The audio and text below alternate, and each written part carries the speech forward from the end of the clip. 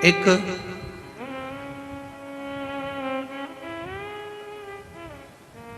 पेट है और एक पीठ है।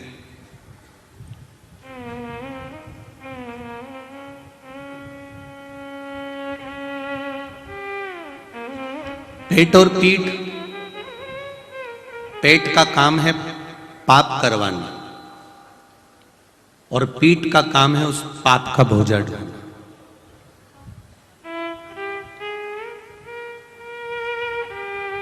पेट पाप करवाएगा, पेट झूठ बुलवाएगा, कपट करवाएगा, बेईमानी करवाएगा, छल करवाएगा, अपशब्द कहलवाएगा। पेट कहीं ना कहीं इसको भरने के लिए बेईमानी करवा सकता है, झूठ बुलवा सकता है, छल करवा सकता है, कपट करवा सकता है, बेईमानी करवा सकता है। पेट कपट करवा देगा, झूठ बुलवा देगा, पाप करवा देगा और पाप करवाने के बाद में भोगना पेट को नहीं पड़ेगा, भोगना इस पीठ को पड़ेगा, भोगना इस पीठ को पड़ेगा।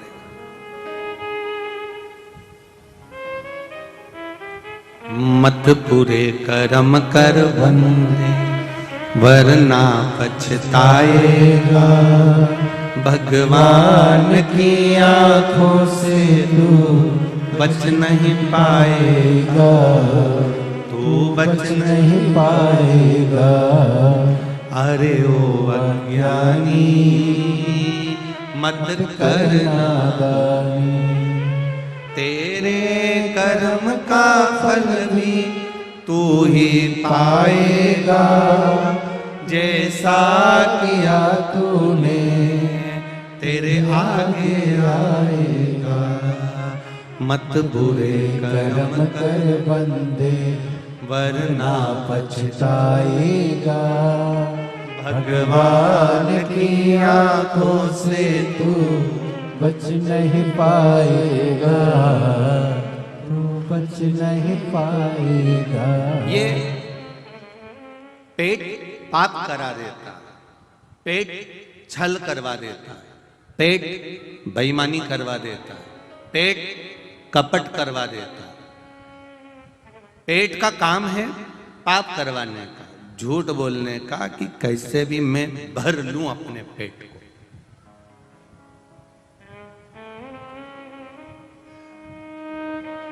पर भोगना पीठ को है,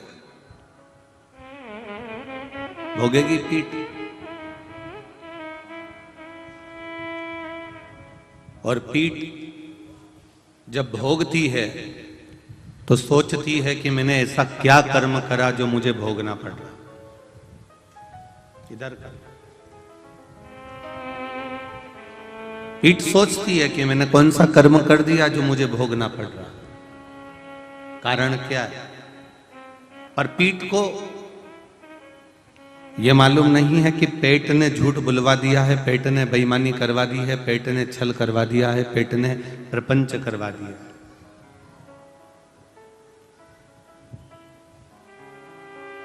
भगवान शिव की कथा कहती है, भगवान शंकर का संवाद कहता है, शिव महापुराण की कथा कहती है कि पेट देने वाले ने पेट दिया है, उसको भरने के लिए भी उसने साधन बनाए हैं और वो साधन उसने जो बनाए हैं वो जनमानस के कल्याण के लिए बनाए, संपूर्ण विश्व के कल्याण के।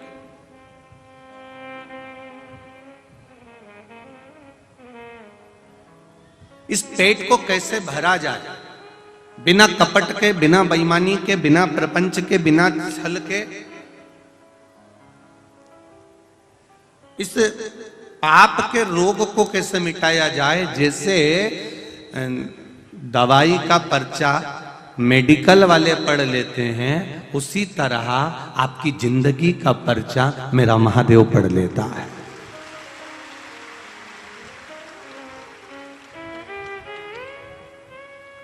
मेडिकल वाले को मालूम है कि दवाई में क्या लिखा हुआ है, क्या चीज है इसमें, क्या इसमें लिखा गया है, क्या चीज का वर्णन आया है। तो दवाई वाला तुरंत दवाई निकाल कर दे देता है कि ये दवाई में ये चीज ले लो और इस चीज से इसका आराम लग जाए।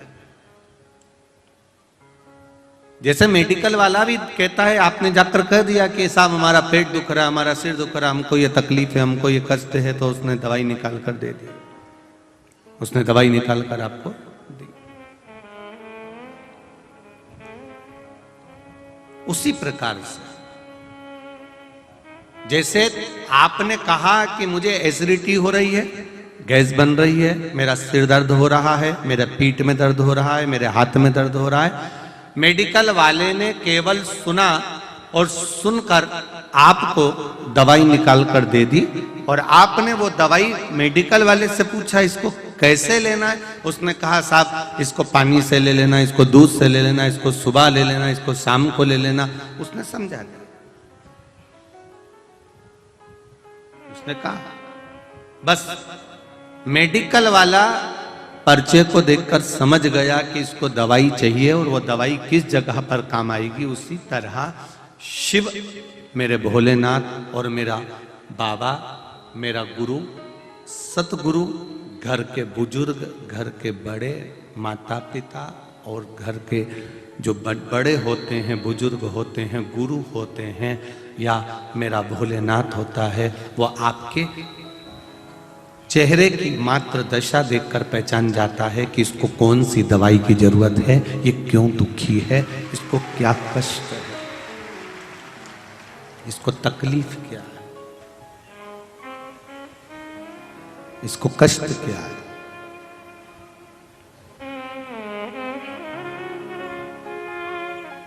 क्यों जाएं हम शिव मंदिर में?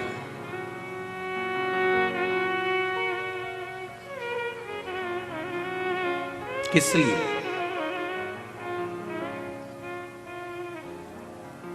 कारण क्या है?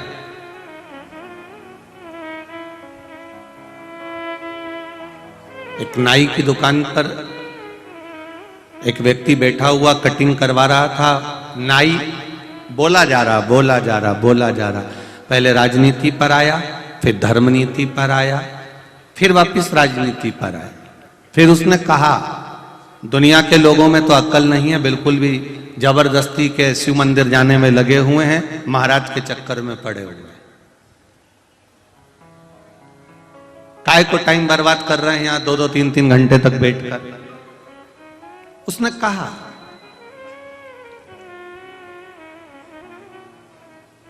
दूसरे ने कह दिया भाई देखो, भगवान की कथा में जाने से, मंदिर जाने से, गुरु के दरवाजे जाने से, परमात्मा की चौखट पर जाने से दुख कट जाता है। इसलिए दुनिया के लोग कथा में, सत्संग में, भजन में, कीर्तन में, मंत्र जाप में आते।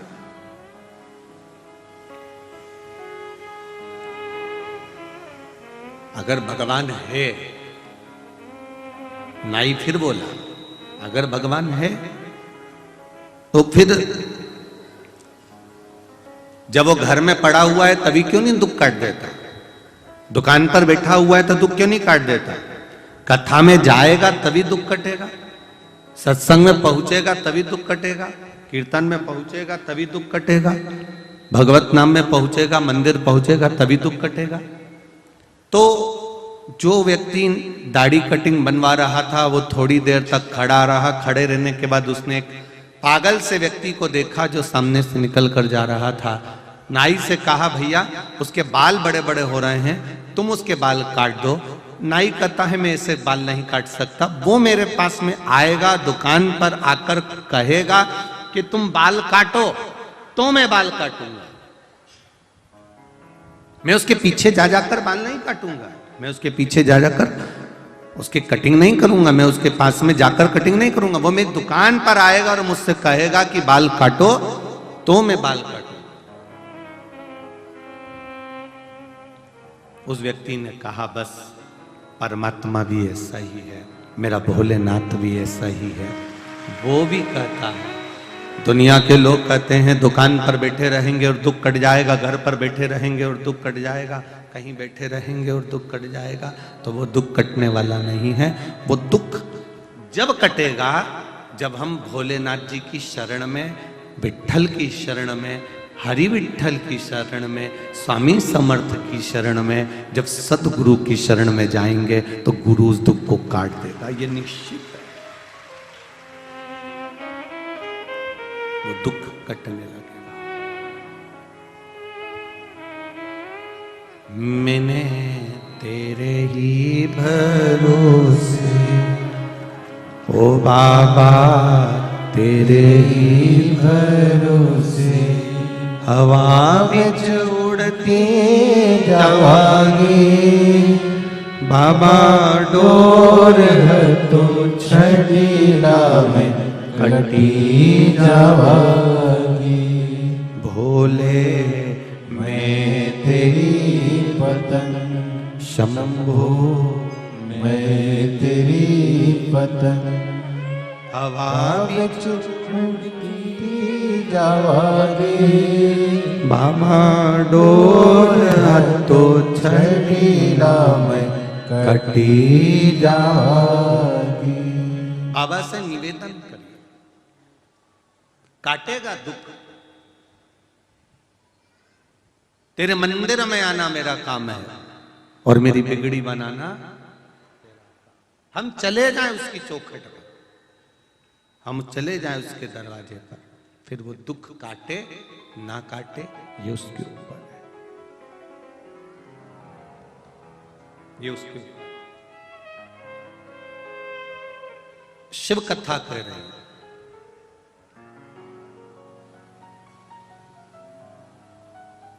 भगवान का भजन भय से मुक्त होकर करिए। भय रखकर कभी भगवान का भजन मत करना। कोई तुमसे कह दे ऐसा नहीं करोगी तो तुम्हें तकलीफ हो जाएगी, तो ये भय वाली बात है, इसको भय कहते हैं। ये भय वाली बात शिव महापुराण नहीं कहते। कई लोग कहते हैं अगर हम इन भगवान का पूजन छोड़ देंगे और इन भगवान का पूजन करेंगे तो भगवान को बुरा तो नहीं लग जाएगा। मतलब तुम्हारे हृदय में कहीं ना कहीं भय लग रहा है, तुमको तुम्हारे हृदय में कहीं ना कहीं भय समाया हुआ है। भय से कभी भगवान का भजन ना करिए, भय से भगवान का भजन नहीं हो सकता। एक बहुत सुंदर बात है, जब आप ट्रेन से सफर करते हो, परवड़ी में स्टेशन है, रेलवे स्टेशन है ना, जब आप ट्रेन से सफर करते हो तो ट्रेन से सफर करते करते मान लो जल्दी जल्दी में आपने टिकट नहीं लिया और आप ट्रेन में चढ़ गए, ट्रेन में आप बैठ गए और आपने टिकट नहीं लिया।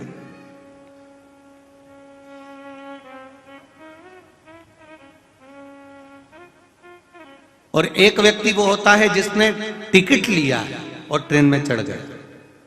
अब दोनों को देखना, जिसने टिकट नहीं लिया ना, हर थोड़ी देर में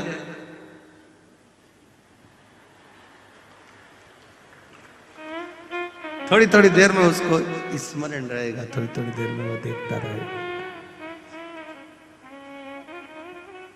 और एक व्यक्ति जिसने टिकट लिया है, पांव पसार के बैठा हुआ है, कोई चिंता नहीं। और जिसने नहीं लिया, कोई मूंगफली बेचने आया ना तो क्योंकि टिकट नहीं लिया ना इसीलिए तकलीफ है। अगर वो टिकट लेके बैठ जाता ना तो इतना उसको घबराना पड़ता क्या? नहीं। जिसने टिकट लिया भले वो 25 रुपए का था, 50 रुपए का था, पर उसने लिया, शान से बैठा है, पानी की बोतल खोल के पानी भी डकार रहा है,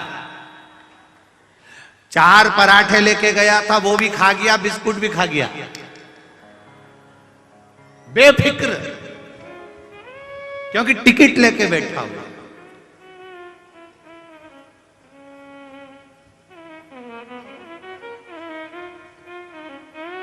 और इतनी देर में टीसी आ गया, टिकट चेक कर।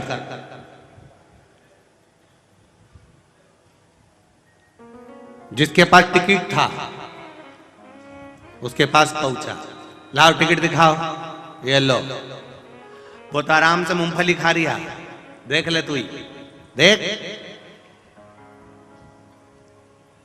उसने साइन करा, बैठे रहो। उसने कुछ नहीं बोला, बस केवल एक कलम हिलाई चल दिया। अब इसके पास पहुंचा टिकट, सर जल्दी थी, बहुत जल्दी में था, भीड़ बहुत थी, ट्रेन आ गई थी, मैं टिकट नहीं ले पाया। सब सच बोला तो भी टीसी, चल 500 रुपए निकाल दे। वहां से चला था, वहां से जहां से ट्रेन चली वहां से लेकर जहां जा रहा है वहां तक का पूरा टिकट का पैसा उसने ले लिया। केवल 25 रुपए का टिकट था और 500 रुपए देना पड़ गए। केवल 10 रुपए का टिकट था और 84 रुपए देना पड़ गए। केवल एक टिकट के चक्कर में। अगर वो 10 रुपए का टिकट ले लेता तो 84 रुपए का टिकट उसको नहीं भुगतना पड़ता। उसी तरह ये शिव महापुराण की कथा और ये एक लोटा जल है, ये जल नहीं, ये तुम्हारा टिकट है। जिसने ले लिया वो आनंद से रह रहा।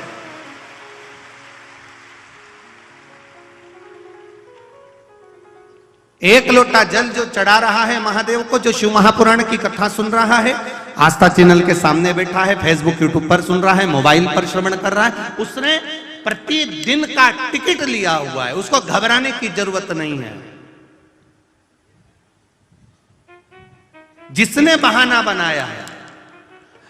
परवड़ी में कथा थी, क्यों साहब तुम्हारे गांव में कथा हो रही है, कथा सुनने नहीं गए? अरे साहब बस पूछो मती, इतना फैला रहा, इतना काम, इतना काम, इतना काम।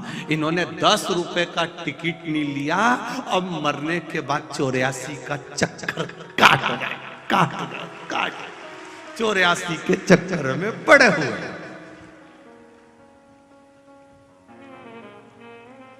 दोनों की दुकान पास में थी, आपकी भी और पड़ोसी की। जो बहाने बनाने में लगा रहा वो 84 के चक्कर काटता रहा।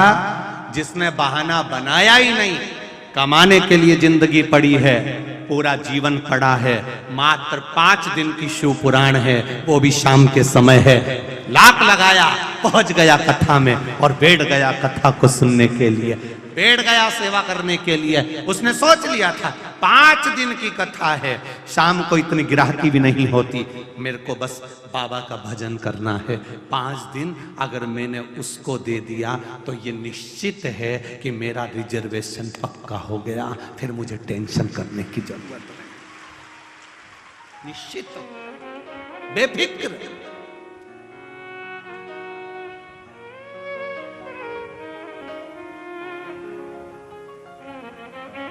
बेफिक्रता। राजा भर्तरी,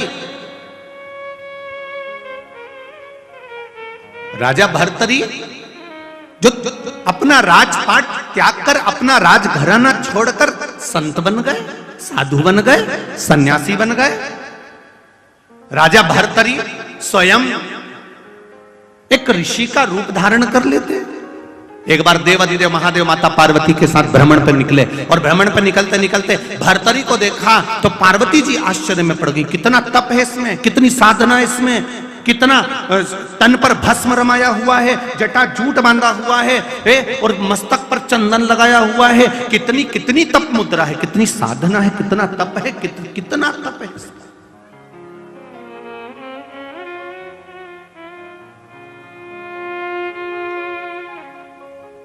इसके बराबर दुनिया में कोई तप नहीं कर सकता। देवाधिदेव महादेव पार्वती जी के शब्द सुने तो पार्वती जी के शब्द सुनकर महादेव को हंसी आ गई, मुस्कुरा दी।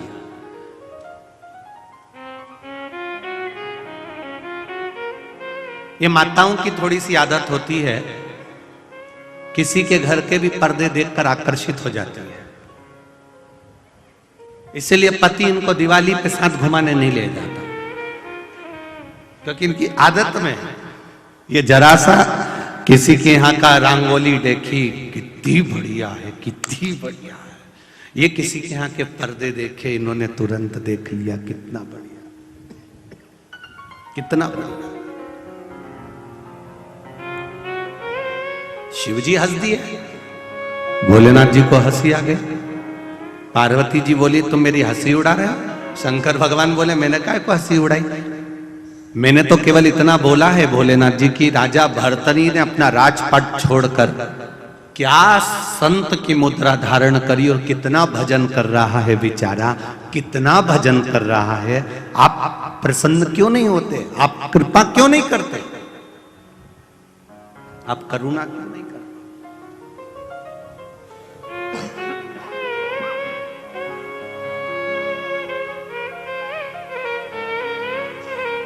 आप थोड़ी कृपा करिए ना इस पर, आप थोड़ी करुणा करिए ना इस पर। भोलेनाथ जी बोले भर्तरी की अभी थोड़े से समय की तपस्या तुम्हें तपस्या लग रही है। पार्वती जी बोली उसने पूरा घर छोड़ दिया, पूरा राजसी ठाट छोड़ दिया, अपना पूरा सुख छोड़ दिया और यहां आके बैठा है। शंकर भगवान बोले सब कुछ छोड़ दिया पर आसक्ति नहीं छोड़ी इसने आसक्ति नहीं छोड़ी है। पार्वती जी बोली कौन सी आसक्ति नहीं छोड़ी। शिव जी बोले देख उसके पास में एक तकिया रखा है सोने के लिए, एक पात्र रखा है पानी पीने के लिए, एक पंखा रखा है गर्मी लगे तो।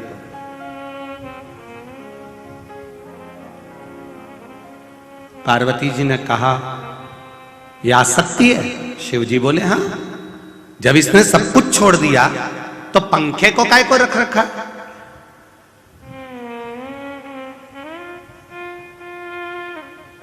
जब इसने सब कुछ छोड़ दिया तो पानी का पात्र क्यों रख रखा है। जब इसने सब कुछ छोड़ दिया तो तकिया क्यों रख रखा है। ये तो उसमें की बात है पार्वती, जैसे किसी घर की सास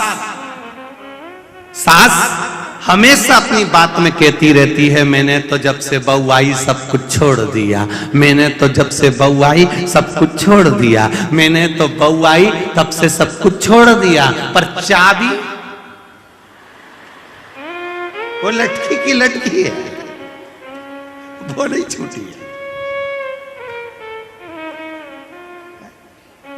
बड़ा विचित्र, वो कहते हैं ना कि एक सास बहू में बहुत प्रेम था, इतना प्रेम सास बहू में, इतना प्रेम कि दोनों एक दूसरे के बिना रहे ही नहीं, इतना प्रेम था। शायद परभणी की होगी,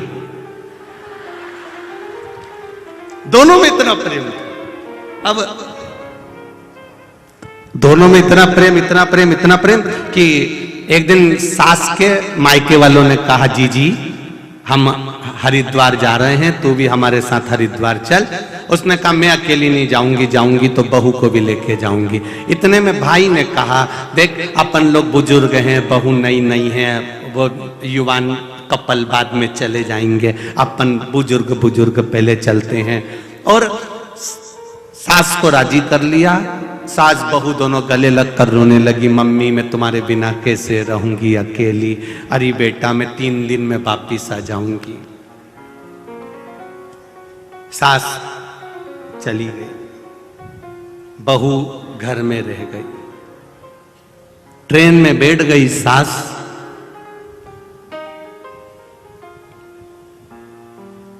और ट्रेन में बैठकर सास थोड़ी आगे निकली तो उसको याद आया कि मेरी अलमारी की चाबी तो लगी की लगी रह गई। अब पूरी ट्रेन में इसको बेचैनी दे गई, पूरी ट्रेन। जब इतना प्रेम था तो फिर चाबी का टेंशन क्यों था, फिर चाबी का टेंशन क्यों। दूसरे दिन बहू मन में विचार करी मेरी सास हरिद्वार पहुंच गई होगी, गंगा नहा रही होगी, मैं भी कितनी पापन कि मैं हरिद्वार नहीं जा सकी, गंगा नहीं नहा सकी। तब बहू ने एक भगोने में पानी लिया, बड़े बर्तन में पानी भरा, 2 ढक्कन उसमें गंगा जल डाल दिया और डाल के उसी भगोने में बैठ गई। बैठ के पानी डालने लगी। अब सास गंगा नहा रही थी और गंगा में नहाते नहाते सास की हाथ की अंगूठी ढीली थी, वो डालते ही गंगा में ऐसा ऐसा कर रही थी तो वो हाथ की अंगूठी गंगा जी में चली गई। अब एक तो चाबी का टेंशन, ऊपर से वो जम के तो बोलो अंगूठी का टेंशन। अब दो टेंशन हो गए। अब गंगा नहाने में मन नहीं लगे उसका। और बहू गंगा नहाते नहाते बोली, मेरी सास जिस हरिद्वार के घाट पर नहा रही है गंगा मैया, वही घाट पर मैं भी नहा रही हूं, तो कृपा करना गंगा मैया। सास की अंगूठी इसके भगोने में आ गई, इसके भगोने, तो सास की अंगूठी। इसने देखा ये तो मेरी सासू के हाथ में रहती थी और यहां आ गई, बड़ा आश्चर्य। अब सास घर आई, सबसे पहले चाबी देखी, लगी थी।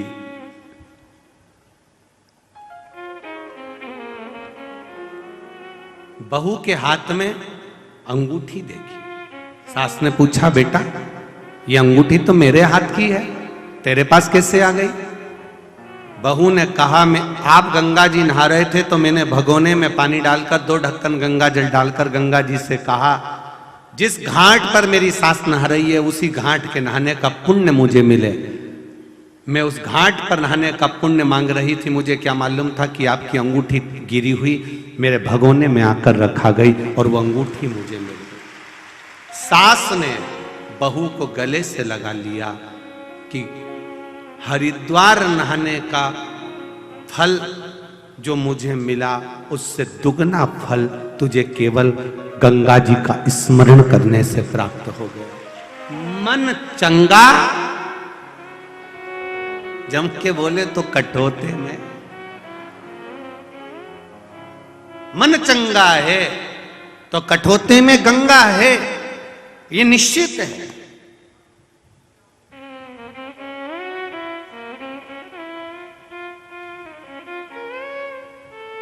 थोड़े में बहुत मिल गया। 7 दिन की कथा की जगह 5 दिन की कथा मिली आदरणीय सांसद जी को, पर वो कठोते में गंगा है। अब जो नहा लिया वो नहा लिया, जो आनंद पा लिया वो पा लिया, जो गया वो गया, रह गया।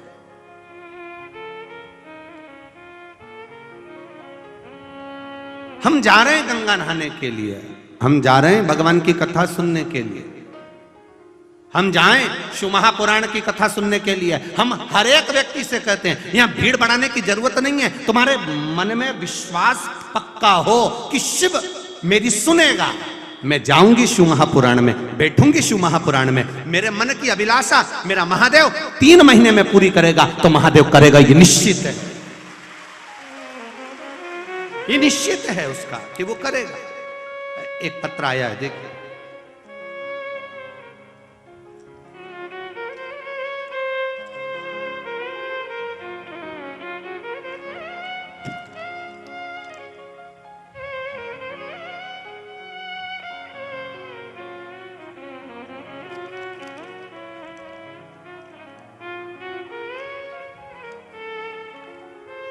मीठी वाली चिरौंजी के दाने से श्री शिवाय नमस्तुभ्यम लिखा है,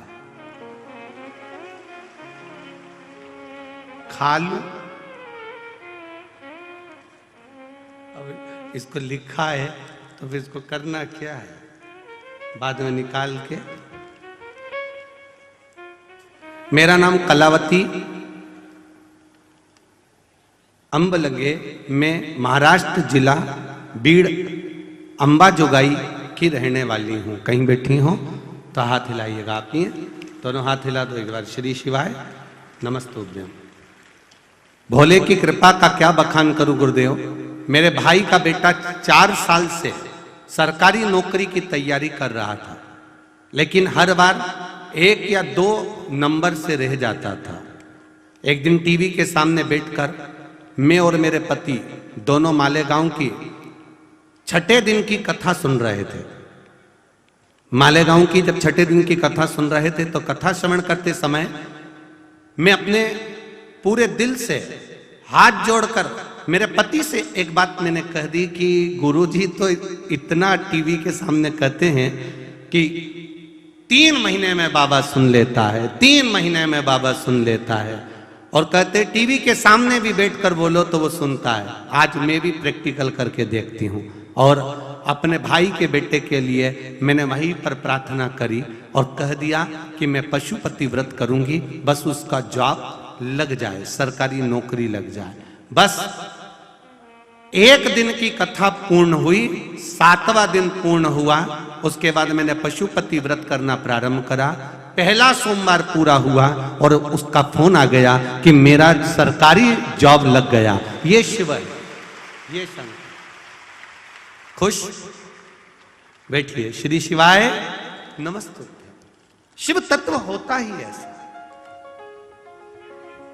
भगवान शंकर की करो, आप क्या देगा वो? आपका विश्वास। अगर हम कहते हैं भीड़ बढ़ाने की जरूरत नहीं, आप तो अगर कथा में आए हो, शिव महापुराण की कथा में पहुंचे हो, तो तुम्हारा विश्वास दृढ़ हो तो कथा में जाकर बैठो तो सुनो। और अगर कथा में जाकर बैठकर अगर आपने कथा का रसतत्व ग्रहण कर लिया तो जीवन की सार्थकता अपने आप प्राप्त हो जाए, अपने आप।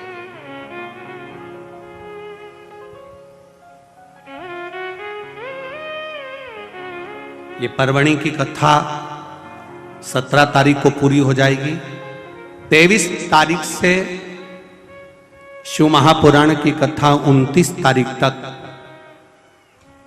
गुजरात के श्री राम जी मंदिर, कंजरी, हालोल, पंचमहल, गुजरात, पावागढ़ से 3 किलोमीटर की दूरी पावागढ़ वाली माता के नजदीक में शिव महापुराण की कथा 23 जनवरी से 29 जनवरी तक चलेगी। 2 बजे से 5 बजे तक आस्था चैनल पर भी आएगी। कई लोगों ने पूछा गुरुजी वो कथा आप श्री राम शिव महापुराण की कथा बाच रहे हो?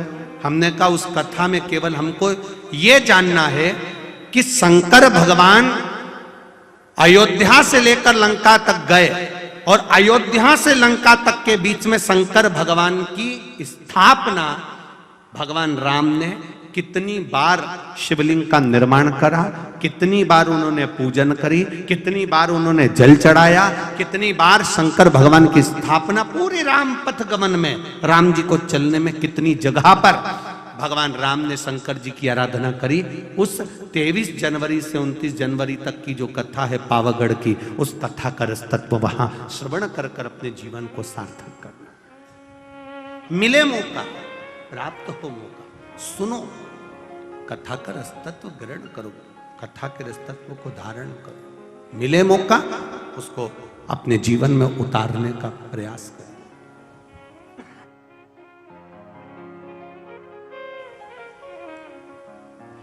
उसको अपने जीवन में उतारिए।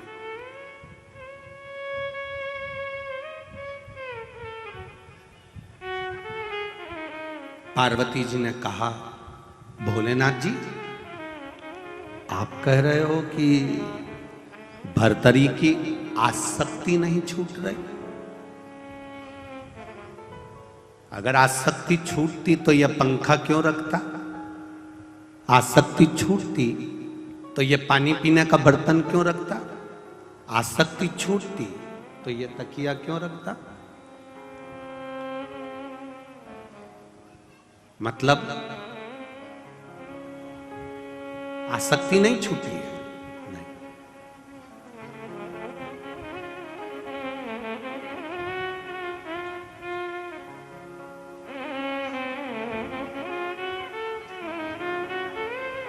महाराज, हाथ की भाग्य की लकीरें इस हाथ की मुट्ठी में हो सकती है। आप इन लकीरों को काबू कर सकते हो, पर भाग्य पर काबू कर सकते हो क्या? नहीं। हाथ की रकीलें मुट्ठी में रखकर तुम रकीलों को काबू कर सकते हो, पर भाग्य को काबू नहीं कर सकते। भाग्य को काबू केवल जिसने भाग्य बनाया है, मेरा महादेव, वही कर सकता। उसकी शरण में जाकर, उसके चरणों में पहुंच, उसकी शरणागति ग्रहण कर, उसके चरणों में पहुंचकर उसको नमन कर।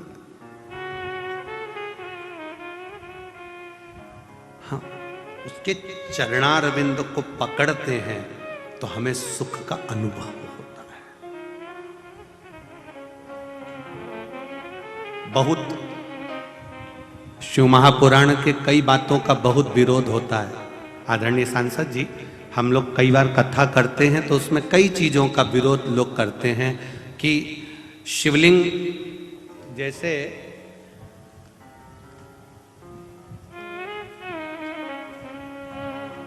मान लो कि ये शिवलिंग है, ये जलाधारी है, यहां से पानी नीचे गिर रहा। अब पहले लोग यहां जल चढ़ा देते थे और अपने घर चले जाते थे। बोलो सही है कि गलत है? अब लोगों को यह मालूम पड़ गया कि यहां गणेश जी महाराज हैं, षडानंद कार्तिकेय जी हैं बीच में, बोलो बोलो जम के, अशोक सुंदरी है, पार्वती जी का हस्त कमल है, ऊपर से जो जल गिर रहा है वो जया, विषहरा, शामली बारी, दौतली, देव, शंकर जी की 5 लड़कियां हैं। अब लोगों को ये ज्ञात हो गया, तो अब जितने भी लोग जल चढ़ाने जाते हैं, अगर कोई कामना से जल चढ़ाता है तो यहां चढ़ाया, यहां चढ़ाया, यहां चढ़ाया, यहां चढ़ाया, फिर शिव जी पर चढ़ा दिया। जब आते हैं तो दोनों हाथों से शिव जी के, ये गणेश जी कार्तिकेय की जो जगह है, अशोक सुंदरी की जो जगह है, उसको छू कर आते हैं। बोलो सही है कि गलत है? अब कई लोगों ने इसका भी कहा कि बताओ, शिव जी का स्पर्श करना चाहिए, शंकर जी का स्पर्श करना चाहिए, शंकर जी को जल चढ़ाना चाहिए, शंकर जी का भजन करना चाहिए। महाराज जी ने तो चरण बता दिए हैं कि यहां स्पर्श कर लो।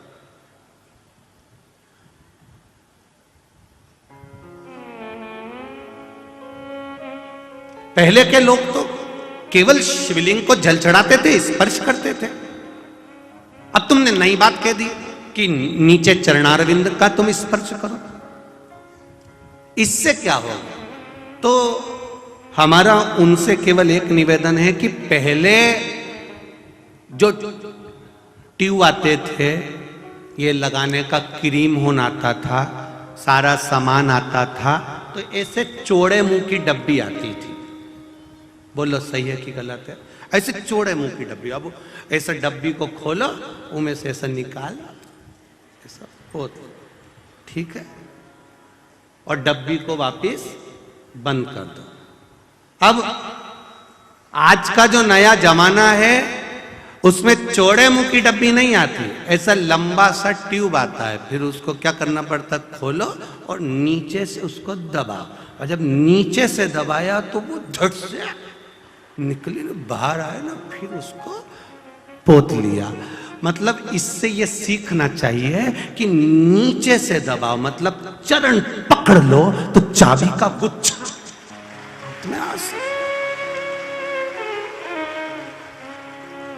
अब लोग पहले के जमाने की बात आज तक लेके बैठे हैं। ये सब सास का गला पकड़ के बैठे, ससुर का भी गला पकड़ के बैठे। शिव पुराण कह रही है चरण दबाओ, दबाओगे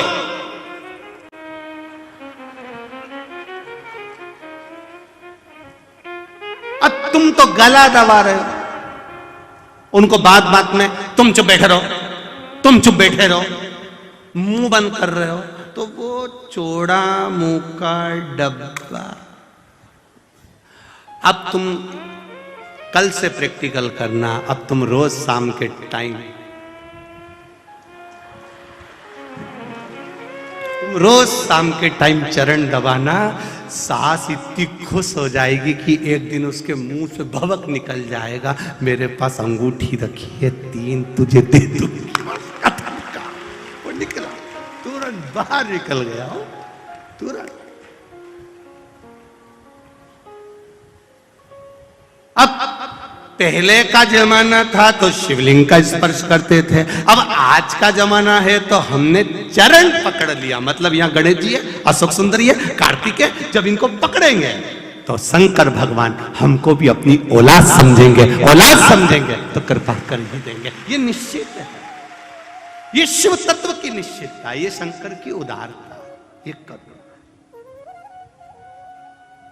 मेरे भोले तेरा सहारा है, मेरी नैया का तू किनारा है, मेरी नैया का तू किनारा है। आप उसके चरण जब पकड़ेंगे, आप चरणारविंद जब पकड़ेंगे तो सुख का अनुभव होगा। राजा भर्तरी ने आसक्ति नहीं छोड़ी है। राजा भर्तरी अगर आसक्ति छोड़ देता तो शिव मिल जाता। हम भी ऐसे ही हैं, हमारी आसक्ति नहीं छूट रही। कई लोग कहते हैं इतने सारे पर्चे आते हैं, सबका काम होता है, हम क्यों रह जाते। एक पत्र आया देखो,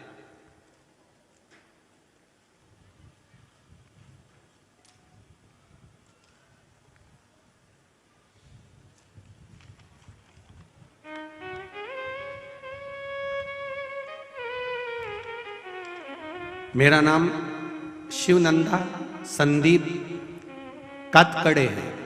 मैं महाराष्ट्र के बीड़ जिले की अंबाजोगाई से आई हूँ। कहीं बैठी हो तो हाथ हिलाइएगा, कहीं बैठी हो तो हाथ हिलाइएगा, जहाँ कहीं भी बैठे हो। मेरा नाम शिवनंदा संदीप कातकड़े है। मैं महाराष्ट्र के, कहीं बैठी हो तो हाथ हिलाइएगा, मैं महाराष्ट्र की बीड़ जिले की अंबाजोगाई से आई हूं। शिव जी के बारे में क्या बताऊं गुरुदेव, मैं खुद आश्चर्यचकित हूं। परली की कथा, परली बैजनाथ जहां सोमाणी जी ने कथा कराई थी, सुनने के बाद मैं महादेव शिव मंदिर में प्रतिदिन 1 लोटा जल, बेलपत्र और चावल चढ़ाने लगा। अचानक से मेरे पेट में दर्द होने लगा, अस्पताल ले गए। डॉक्टर ने मुझे सोनोग्राफी करने को कहा। सोनोग्राफी में मेरे पेट में एक गठान है, ऐसा डॉक्टर ने कहा।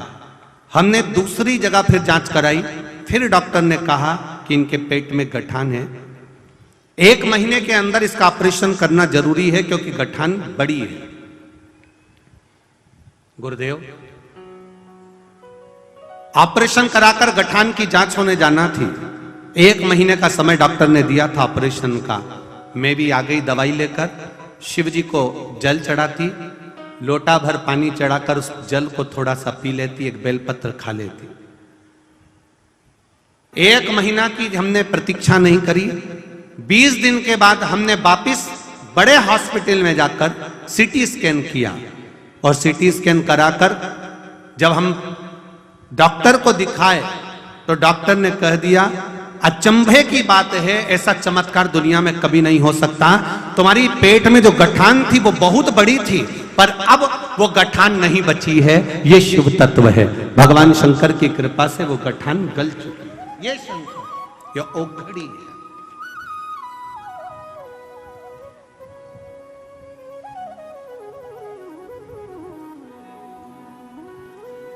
हम जाते हैं शिव मंदिर, हम जाते हैं शंकर भगवान के मंदिर।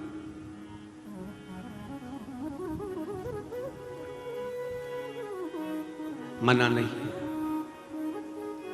हम शिव जी के मंदिर जाते हैं, हम शंकर के मंदिर जाते हैं। और ऐसे आप नहीं हो कि नहीं जाओगे, जाओगे, पर केवल एक निवेदन, शिव के मंदिर जाओ, दिल से जाओ। शंकर की चौखट पर जाओ, मेरे महादेव की दिल से जाओ। पर निवेदन केवल इतना, जिस समय आप शिव के मंदिर में रहें, शंकर के करीब में रहें, जितने समय शिव महापुराण में रहें, उतने समय आप शंकर के बनकर रहें तो शंकर संभाल लेगा। फिर कोई आसक्ति नहीं रहना चाहिए। हम यहां तक कथा में कहते हैं आप कथा सुनने आओ तो सोने के जेवर घर छोड़कर आओ, चांदी के जेवर घर छोड़कर आओ, पर्स मोबाइल घर छोड़कर आओ। आप तो कथा सुनने के लिए आए हो, शंकर के बनने आए हो। फिर आपको आसक्ति नहीं होना, छोड़ दो, घर पर छोड़ो, वापिस जाके पहन लो। सोने के आभूषण, सोने के जेवर, चांदी के जेवर आप अपने घर पर पहन लो।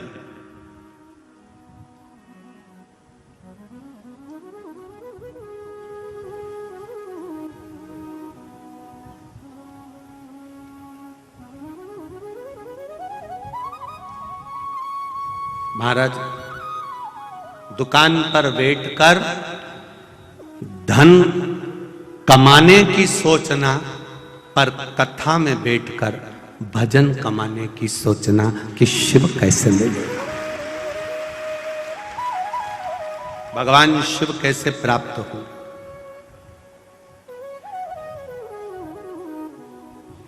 बहुत कृपा करी है मेरे महादेव ने, ये जो 2 डिपार्टमेंट अच्छे दिए हैं, ये दोनों कंपनी बहुत जोरदार है।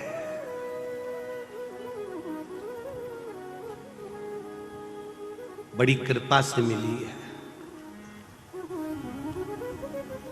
कई लोग इसका भी पूछे। एक बार हैदराबाद हम कथा करने जा रहे थे, शमशेरगंज गौशाला में कथा थी, बहुत पहले की बात है। नागपुर से गाड़ी जा रही थी, तो नागपुर से कुछ पढ़े लिखे लड़के गाड़ी में चढ़ गए, कुछ बेटियां चढ़ गई। उस समय हम लोग युवावस्था के अंतर्गत धोती वोती पहने, तो छोरियां भी हंसी, छोरे भी हंसे। उन्होंने कह दिया कहां जा रहे हो? हमने कहा हम हैदराबाद जा रहे हैं। अच्छा, क्यों जा रहे हो? कथा है। अच्छा, आप कथा करते हो? हमने कहा आप कथा करते हो? हमने कहा हाँ। फिर छोरों ने पूछा आप कथा करते हो? हमने कहा ना। कथा करने वाले के तो सींग होते हैं, हम थोड़ी ना करते। आप कथा करते हो? हमारा एक प्रश्न है, उत्तर दे दोगे क्या? हमने कहा बोलो क्या बात है। भगवान ने आंख 2 बनाई, नासिका बनाई, हाथ बनाए, पांव बनाए, मुंह बनाया, फिर भगवान ने कान बनाया। तो कान बनाया तो सुनाई तो ये 2 छेद हैं, इससे देता है। फिर भगवान ने ये क्यों बनाया? अरे हमने कहा इतनी सी बात तो तेरे कॉलेज के प्रोफेसर से पूछ लेता, तेरे टीचर से पूछ ले, घर पे तेरे मम्मी पापा से पूछ ले। नहीं, आप कथा करते हो, आप बताओ। भगवान को सुनाई तो ये 2 छेदों से देता है, तो ये क्यों बनाया? हमने कहा भैया भगवान का एक नाम चतुर नारायण है। उनको मालूम है जब तेरा बुढ़ापा आएगा तो चश्मे का स्टैंड कहां से लाएगा, इसलिए उन्होंने पहले से व्यवस्था करके भेजा, स्टैंड दिया है, यहां रख चश्मे। क्यों रे दीनानाथ, स्टैंड दिया यार। अब इतनी कृपा उसने करके भेजी है। फिर उन लड़कों ने और बेटियों ने कहा आप ही कथा करते हो, हम जा रहे हैं। हमने कहा हैदराबाद नहीं आ रहा है, आए शरीर दिया। सबसे जरूरी मेरे महादेव ने अगर दिया है तो ये कर्ण दिया है। जहर घर का एक व्यक्ति पीता है तो एक मरता है, पर इसके अंदर अगर जहर चले गया किसी की निंदा का तो एक नहीं मरता, पूरा घर मरता है। जैसे दशरथ जी का चरित्र देख लो, मंथरा ने कोई जहर की पुड़िया नहीं दी थी, मंथरा ने केवल केकई के कानों में जहर घोल दिया था। ऐसा जहर केकई के कान में गया था कि पूरा घर बिखर गया था। मेरे परभणी वालों, ऐसा जहर तुम्हारे कानों में कोई ना घोल दे, उससे बच कर ले लेना, उससे बचना। कोई आया बहू के लिए कुछ कह गया, कोई आया सास के लिए कुछ कह गया, कोई आया पति के लिए कह गया, कोई आया देवर के लिए कह गया, मायके गई तो वहां कह दिया तू अकेली क्यों लगी रहती है, तेरे घर में देवरानी है वो भी तो काम कर लेती है, तू काहे को लगी रहती है। ये जहर घोला जा रहा। कोई आया तुरंत आकर कह दिया, बेचारी तुम्हारी बड़ी बहू कितना काम करती है, मतलब छोटी बेटी खाती है। ये केवल ये जहर की पुड़िया लेकर नहीं आए हैं, परंतु ये जहर घोल कर जा रहा है। आज बड़ी के मन में आ जाएगा कि मैं दिन भर काम करती हूं और छोटी बिल्कुल नहीं करती। जहर घुल गया, धीरे धीरे धीरे धीरे धीरे धीरे वो जहर अंदर अंदर घुटेगा घुटेगा। फिर वो अपने पति से कहेगी कि दिन भर तुम दुकान पे काम करते हो, छोटे भैया क्या करते हैं। फिर वो घुटता घुटता घुटता एक दिन विस्फोट हो जाएगा, घर टूट जाएगा, परिवार टूट जाएगा और वो जहर अपना काम कर जाएगा। जहर अपना काम करेगा। बचिए।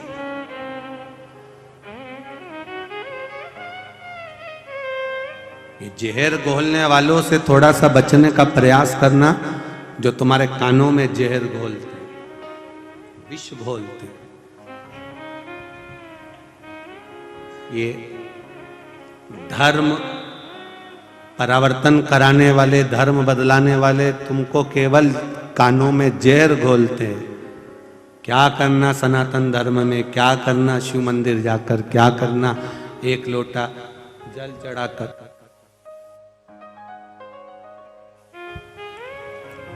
क्या करना एक लोटा जल चढ़ाकर, क्या करना शिव मंदिर जाकर, क्या करना राम मंदिर कृष्ण मंदिर जाकर, कि जहर खोले। घुलने मत देना।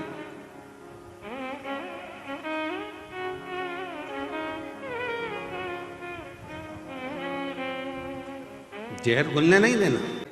अपने घर के व्यक्ति कोई भी हो, उसकी निंदा करे, हमें उसके पास नहीं बैठना, हमें उसके पास नहीं बैठना।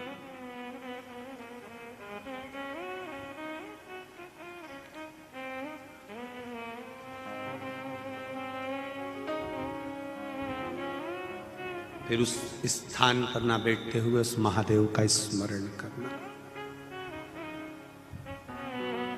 उस महादेव की भक्ति।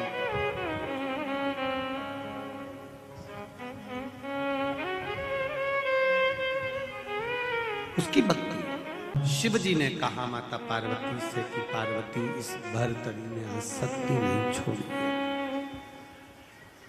इसकी आसक्ति नहीं छूट पाई। इसकी आसक्ति अगर छूट जाए तो इसका भजन का बल अपने आप बढ़ जाए। पार्वती जी ने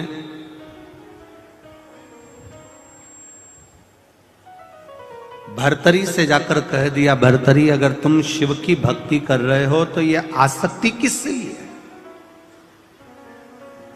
फिर यह पंखा, ये तकिया, ये पानी का पात्र, जल का पात्र, भगवान जल का पात्र किस लिए है?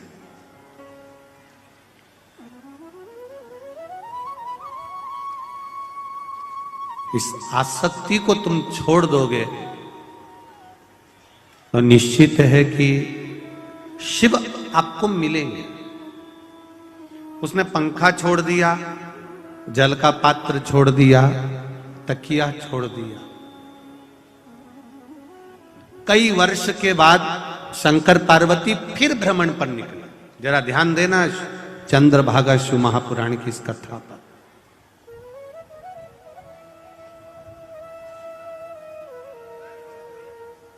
वापिस मेरे देवादिदेव महादेव फिर निकले, और मेरे देवादिदेव महादेव जब भ्रमण पे निकले तो पार्वती जी ने कहा, स्वामी अब देख लो राजा भरतरी को।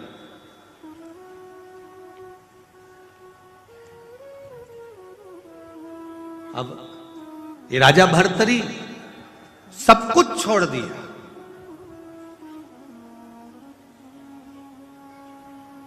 शिवजी ने कहा, पार्वती तू कितनी भोली है, तू जब देखो जब है ना कहीं किसी ना किसी के लिए बोलती ही रहती है।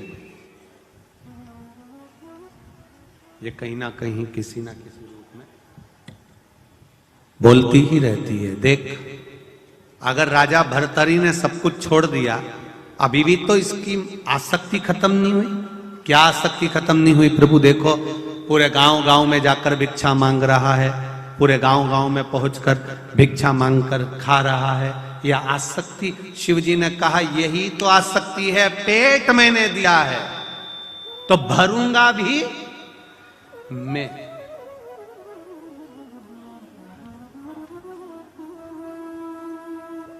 जन्म मैंने दिया है तो मां के स्तनों में दूध भी मैंने दिया है, भरूंगा। इसको आसक्ति रखने की जरूरत नहीं है शंभू, इसको आसक्ति रखने की जरूरत नहीं है। पार्वती जी ने फिर राजा भर्तरी से फिर कहा कि तुम अभी भी आसक्ति में डूबे हो, इसलिए तुम्हें महादेव नहीं मिल पा रहा। कोई कोई एक पशुपति व्रत करता है और उसका काम हो जाता है, कोई कोई 2 पशुपति व्रत करता है उसका काम हो जाता है, और कोई कोई ऐसा भी है कि कर रहा है, 1 बार कर लिया, 2 बार कर लिया, तो भी महादेव ने मेरी सुनी नहीं। और कारण क्या है? आप आए नहीं, सुबह हो गई, मेरी पूजा की थाली धरी की धरी रे। कारण क्या था? किस कारण से नहीं आए, क्यों नहीं आए, जरा मालूम तो पड़े। आखिर भगवान क्यों नहीं आ रहा, क्यों नहीं सुन रहा, किस लिए नहीं सुन रहा?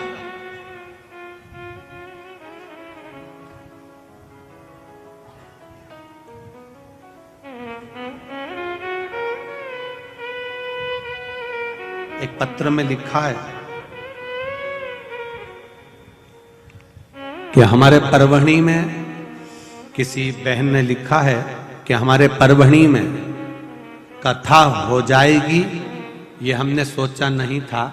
सांसद जी पे शिव जी की कृपा ऐसी हो गई जिन्होंने परभणी में कथा करवाई।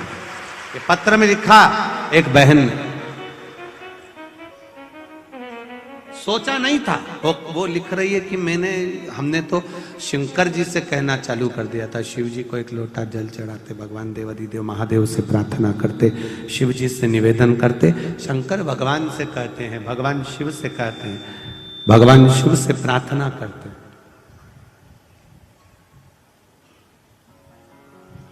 ये कृपा हुई है।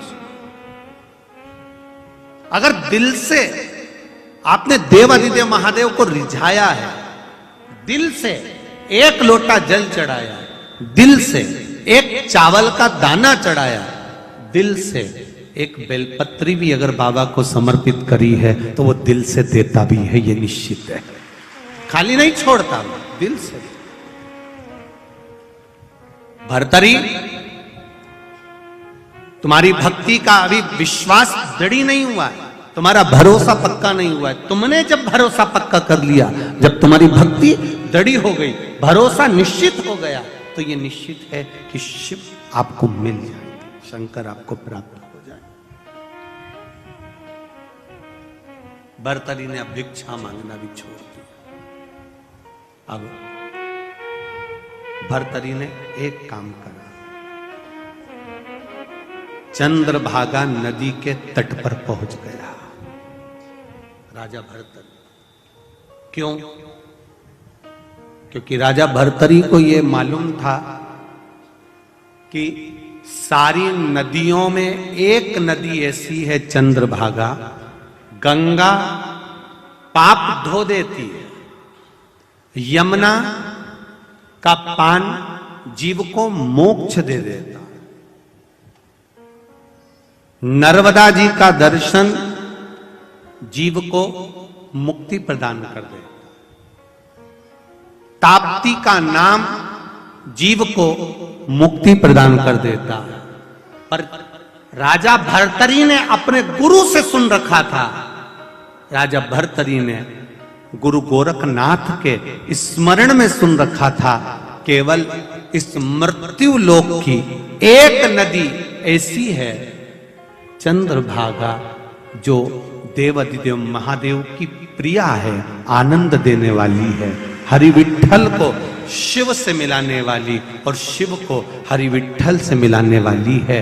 वो चंद्रभागा पूरी दुनिया की केवल एक नदी ऐसी है जो अपने तप को स्नान करने वाले को या चंद्रभागा का दर्शन करने वाले को या चंद्रभागा की रज मात्र रेत बालू रज शरीर पर लग जाए तो चंद्रभागा अपने हजारों वर्ष के तप का फल उसको दे देती है। वो केवल एक चंद्रभागा, इसके सिवाय दूसरी। लग गया भर्तरी को। राजा भर्तरी ने जब मन में विचार करा कि अब मुझे क्या करना है, तो कि चंद्रभागा के तट पर जाना है। चंद्रभागा के तट पर हाँ गए, तप करा, तप का बल बढ़ा। जब चंद्रभागा नदी ने अपना तप बल राजा भर्तरी को दे दिया, प्राप्त हो गया, राजा भर्तरी फिर पुनः आ गए। आने के बाद आज राजा भर्तरी तप बल के कारण आज भर्तरी ने मन बना लिया कि अब मैं ना तो खाऊंगा, ना जल पीऊंगा, ना पानी पीऊंगा, ना भोजन करूंगा, सब कुछ त्याग दिया। जब तप का बल बढ़ जाता है, चंद्रभागा ने जब अपना तप बल राजा भर्तरी को दे दिया, राजा भर्तरी ने खाना पीना सब छोड़ दिया, सब कुछ।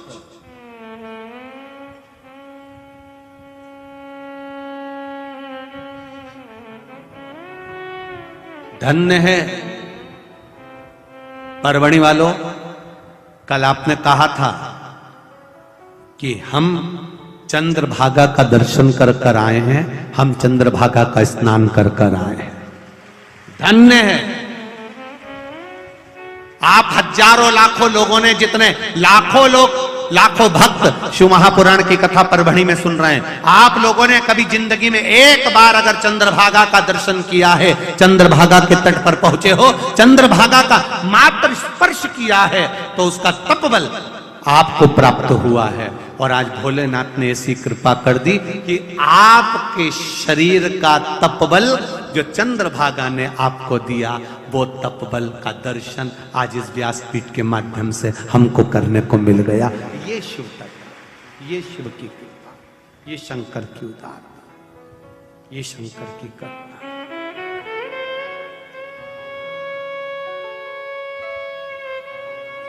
ये शिव करुणा। भर्तरी वापिस आ गए।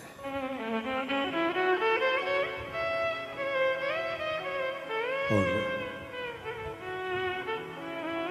राजा भर्तरी जब वापिस लौट कर आए,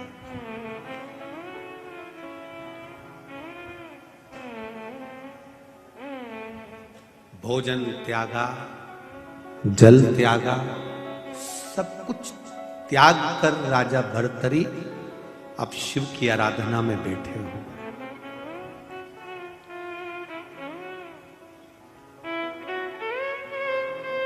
कई दिन निकल गए, कई दिन निकल गए। राजा भर्तरी ने भोजन नहीं किया, पानी नहीं पिया। अब राजा भर्तरी को भूख लगी है, अब लगी भूख प्यास। बहुत ध्यान देना इस कथा की ओर। चंद्रभागा शिव महापुराण कथा जो परभणी में चल रही, उस पर जरा ध्यान देना। लाखों की भीड़ में आप ऐसा नहीं हो कि शिव कथा को थोड़ा सा छोड़ दो। स्मरण करना, व्यक्ति को भूख कब लगती है, प्यास कब लगती है। कथा में 4 बजे शाम को कथा चालू होती है और सुबह से लोग जगह संभाल कर बैठ जाते हैं। उनकी भूख प्यास कहाँ चली जाती है? कथा सुनना है, कथा सुनना है, कथा सुनना है, कथा सुनना है, कथा सुनना है, कथा सुनना है, कथा सुनना है। भूख प्यास नहीं लगती। छोटे छोटे बच्चों को लेकर माताएं कथा में बैठी हुई हैं, पर बच्चे, एक बच्चे की आवाज यहां पर आ जाए तो देख लीजिए, कोई सुई भी गिर जाए तो आवाज समझ में आ जाए। कितना कितना साइलेंट है। कथा की ललकता, तुम्हारा चित्त, तुम्हारी वृत्ति, तुम्हारा मन कथा में रमा हुआ, तुम्हें लग रहा है शिव मिलेगा, शंकर मिलेगा, आए। फिर वही वाली बात आ गई, बच्चे को जब रोटी नहीं खाता तो कहते हैं ना बाबा, बस बच्चा एकदम रोया है, रो रहा है, चुप हो जाएगा, बाबा बाबा आ जाएगा, बच्चा चुप, उसने देख लिया अभी तक नहीं आया, फिर क्या करेगा, फिर रोएगा, रोएगा तो फिर मान कह दिया बाबा आ जाएगा, चुप। कितनी सोचने वाली बात है कि बच्चा रो रहा है और उसको कह दो कि बाबा आएगा तो बच्चा चुप हो जाता है। उसी तरह संसार में दुख आए तो कह देना मेरा बाबा आएगा, दुख समाप्त हो जाएगा, थोड़ा आराम मिलेगा, चित्त को, वृत्ति को, मन को थोड़ी शीतलता का अनुभव होगा, थोड़ा आनंद का अनुभव होगा, थोड़ा आनंद अपने आप प्रकट होता चले जाए।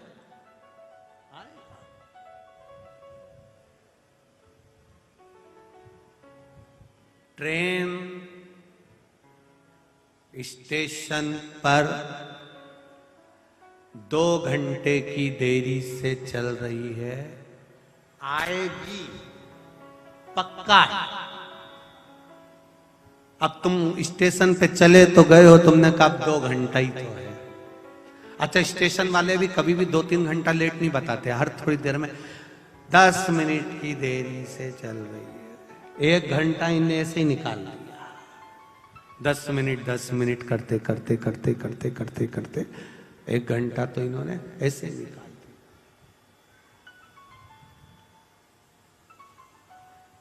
फिर धीरे धीरे धीरे धीरे धीरे धीरे 3 घंटा निकाल दिया, आ रही है आ रही है आ रही है। तब फिर सम्मुख में आई, बैठे, तब मन में धैर्य बंधा, जिससे थोड़ी देरी हो सकती है मेरे देवाधिदेव महादेव को आने में। अगर दुख भारी है तो काटने में थोड़ा समय लग सकता है। भगवान मालिक है जी, थोड़ा साउंड ठीक करिए ना बाबा।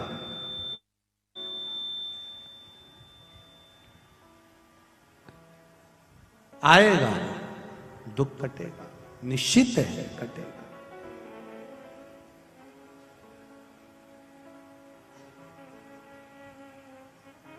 बस उसकी बाट जोना, उसका इंतजार करना, और जब हम उसका इंतजार करेंगे, बाट जोएंगे, ये निश्चित है वो हमें मिलेगा।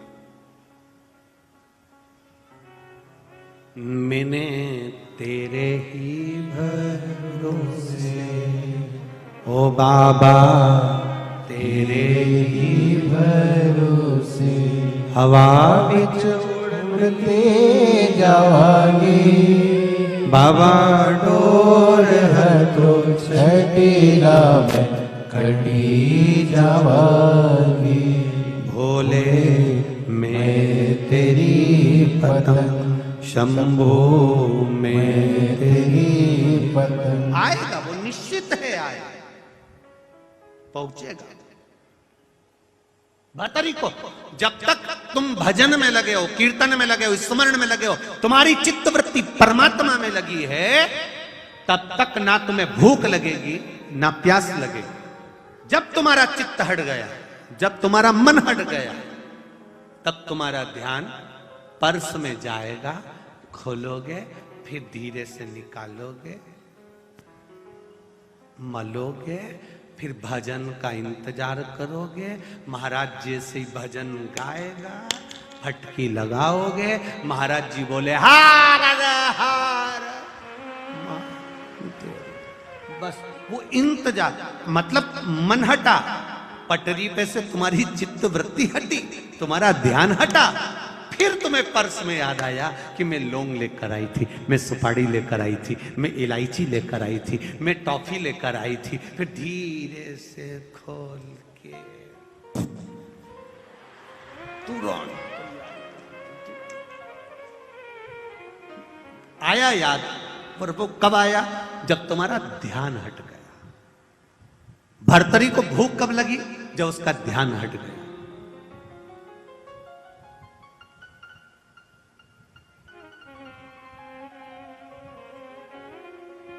वो दिन भर भूख नहीं लगती माताओं को करवा चौथ के दिन। करवा चौथ के व्रत में दिन भर भूख नहीं लगती। भूख कब लगती है? जब चलनी लेके देखना जरा निकला,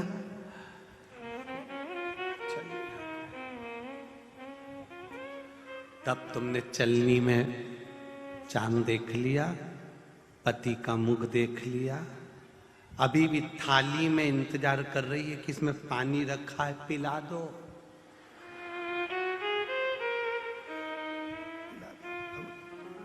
तब फिर पति का ध्यान गया कि सुबह की भूखी है, ले पानी पिला दो। तब पानी पिलाते से ही सबको प्रणाम करा, सबसे पहले नीचे आई रसोई घर में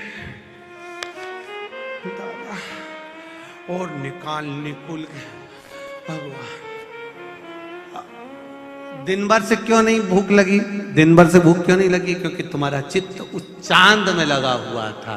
दर्शन करना है, दर्शन करना है, दर्शन करना है, दर्शन करना है, तो भूख नहीं लगी है। वो देखने की, दर्शन की ललकता थी, तो भूख नहीं लगी।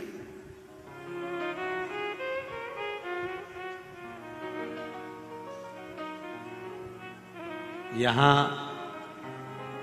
परवणी हमको पहुंचना था शाम को लगभग 7 बजे तक, ठीक है। 7 बजे तक हमें परवणी पहुंचना था। यहाँ पर पूरी गाड़ी वाड़ी से हम जब आए तो पूरी व्यवस्था, 7 बजे परवणी पहुंचना था। आदरणीय सांसद जी ने भी पूरी तैयारी 7 बजे की करके भी रखी थी, सब व्यवस्था भी थी। अब वो गाड़ी धीरे धीरे धीरे लेट होती गई, होती गई, होती 11, 10:30, 11, 11:30, 11:45 पर ललक्का थी। हमको तो ऐसा लग रहा था कि 11-12 बजे कौन वहां रहेगा, केवल जजमान रहेंगे और हम रहेंगे भोलेनाथ के साथ। पर जब पहुंचे तो देखा कि पूरी की पूरी गली भरी पड़ी हुई थी सांसद जी की। तब आसक्ति है शिव के प्रति आपका प्रेम, करुणा, जब तक भगवान की भक्ति में लगे हो, स्मरण में लगे हो, तब तक ना दुख सताएगा, ना भूख सताएगी, ना प्यास सताएगी। जब हम परमात्मा से दूर हो जाएंगे तो भूख भी सताएगी, प्यास भी सताएगी और दुख भी सताएगा।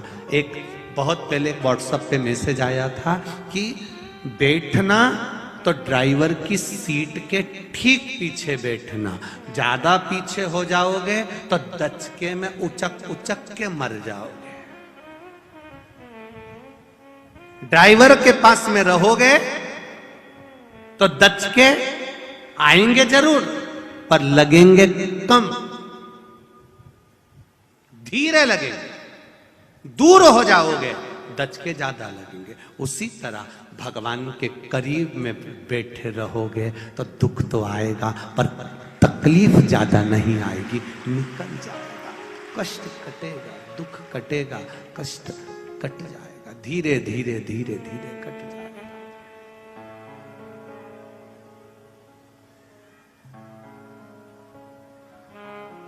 दुख कटेगा, तकलीफ कटेगी। भर्तरी को भूख लगी, भूख लगी तो उसने सोचा अब क्या करूं। चिता जल रही थी, मुर्दे को लेकर आए थे तो उसको पिंड दिए थे। 2 पिंड मुर्दे के पास में, जलती हुई चिता के पास में पड़े हुए थे। 2 पिंड उठा लिए, उसको सेक रहा है, चिता के ऊपर खा रहा है, तैयारी कर रहा है। शंकर भगवान पार्वती जी के साथ फिर भ्रमण पे निकले। उन्होंने, पार्वती जी ने फिर कहा, देखा भर्तरी को देखो प्रभु कितना भूखा है, कुछ भोजन भी नहीं किया, पानी भी नहीं पिया, कुछ 20 सालों हो गए उसको। शिव जी कह रहे हैं अभी रुक जा तू, देख पिंड को उठाया, टिक्कड़ बनाई, चिता पर सेकी, खाने की तैयारी है। शंकर भगवान बोले अभी भी इसकी आसक्ति गई, अभी भी इसकी आसक्ति नहीं गई। कितना तप दिया चंद्रभागा ने, कितना बल दिया चंद्रभागा ने। जब तक तप बल था तब तक ये भक्ति में डूबा रहा। तप बल जब समाप्त हुआ फिर आसक्ति में पड़ गया। कई लोग ऐसे होते हैं 15 दिन, 20 दिन, 1 महीना, 2 महीना शिव जी को जल चढ़ाते हैं बड़े ध्यान रखकर। जिस दिन आपका व्रत रहता है ना, उस दिन आपका चेहरा देखने वाला होता है। तिलक भी लगाओगे, जैसे सावन का महीना, सावन का महीना देखना, सावन के महीने में लोग तिलक भी लगाएंगे, जल भर के शिव जी के मंदिर में जाएंगे, खूब अच्छा दिखेंगे, एकदम ऐसा लगेगा इनके बराबर दुनिया में कोई भी भगत ही नहीं है। पर सावन निकलते से जब भादो आता है, जैसे भादो बरसता है, फिर इसके मुंडा से ये बरसता है, तब मालूम पड़ता है कि ये बरसाती मेंढक था। तब समझ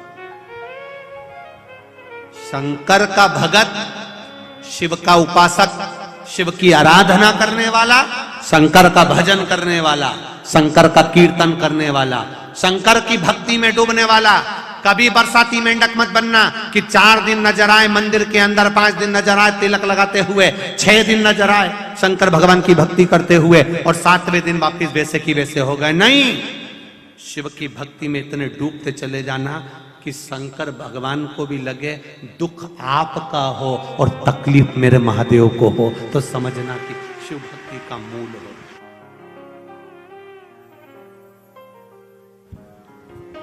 तब समझना कि भगवान शंकर की भक्ति का मूल, भगवान शिव भक्ति में डूबे हो आप, तब समझिए।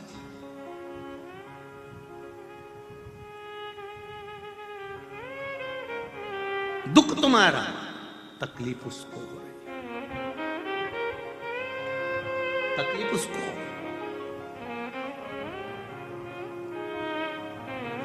महाराज अंत समय प्रभु आना पड़ेगा, वचन दिया तो निभाना पड़ेगा। आए ना आए प्रभु कुटुंब कबीरा, अंत समय प्रभु आना पड़ेगा, वचन दिया तो निभाना पड़ेगा। ओ अंत समय प्रभु आना पड़ेगा, वचन दिया तो निभाना पड़ेगा। महाराज कोई आए ना आए, आपकी चित्त वृत्ति अगर परमात्मा में रमी हुई फिर वो आए निश्चित है। शिव कथा कर रहे हैं, टिक्कड़ बन के तैयार हुए। पार्वती जी ने कहा अब तो कृपा कर दो। शिव जी कहे अब कृपा करने का समय आ गया, रुक चल मेरे साथ। शंकर पार्वती ने बुजुर्ग का रूप ले लिया, बुढ़े का रूप धारण कर लिया। बुजुर्ग का रूप लेकर एक वृद्ध बनकर शंकर पार्वती भर्तरी के सामने खड़े हो गए। भूख लग रही, राजा भर्तरी हमको भोजन दे दीजिए। राजा भर्तरी हमको भूख लगी है, भोजन दीजिए।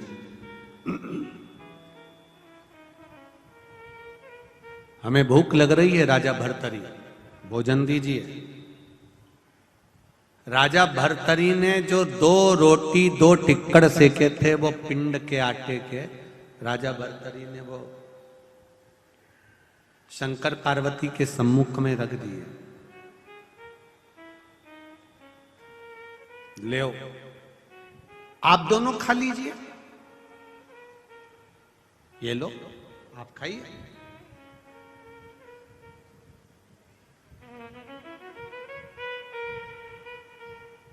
ले ये खाओ।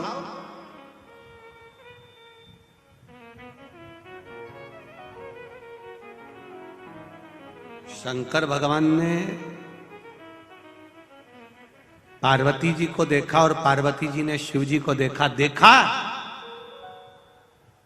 कितना धर्मात्मा है भर्तरी, अब तो इसकी आसक्ति खत्म हो गई ना, अब तो ये आसक्ति से परे हो गया, अब तो इसकी आसक्ति खत्म हो गई, अब तो इसकी आसक्ति समाप्त हो गई। देखा आपने? शिव जी बोले पार्वती इतनी जल्दी रिजल्ट नहीं दे सकते, अभी रुको तो सही।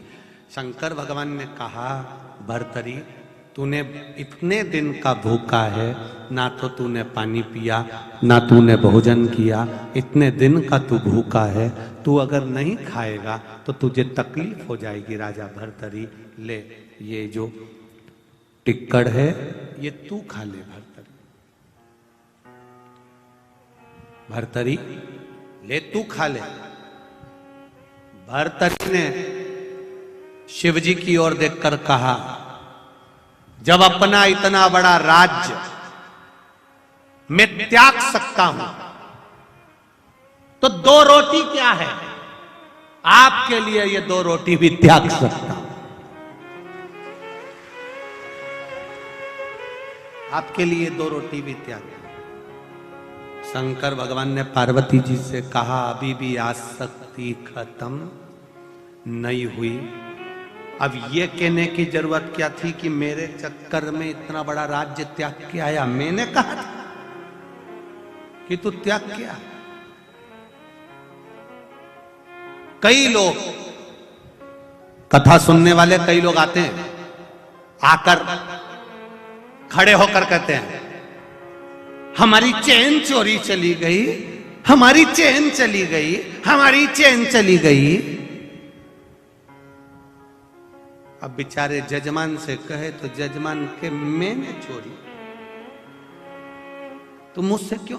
जब वो सियोर वाला महाराज इतना गला फाड़ फाड़ के कह रहा, चिल्ला चिल्ला के कह रहा, इतना चिल्ला रहा हूं कि साउंड ही सही ना चल। जरा विचार करो है कि पहन कर मत आओ मत आओ मत आओ, तो फिर काहे पहन कर आए, किसके बल?